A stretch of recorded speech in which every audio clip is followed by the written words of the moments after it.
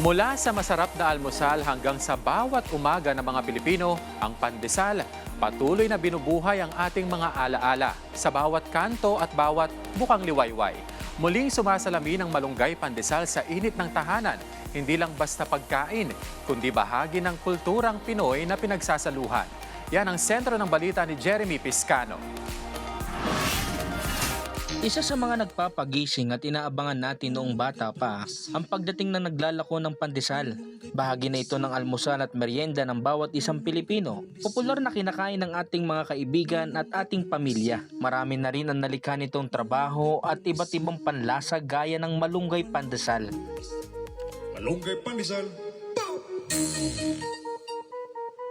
Malunggay pandesal.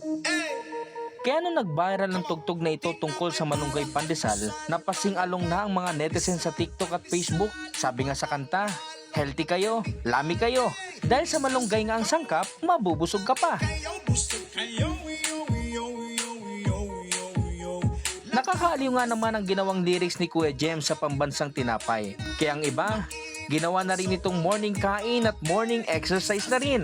Si Kuya namang to, bibili na nga lang, napasayaw pa na tilang hawak mo ang beat. Malunggay pandesal. Malunggay pandesal. Come on. Tinapay para almusal, malunggay pandesal. Laganap na talaga saan man ang mga nagtitinda ng malunggay pandesal. Bawat kanto, yan ang mahanap mong unang nagbubukas sa umaga. Kaya bilang simbolo ng kultura at pagkain Pinoy, ating suportahan at bigyan pa ng halaga ang parte na ng almusal na ating sinamahan pa ng kape. Jeremy Piscano, para sa Pambansang TV, sa Bagong Pilipinas.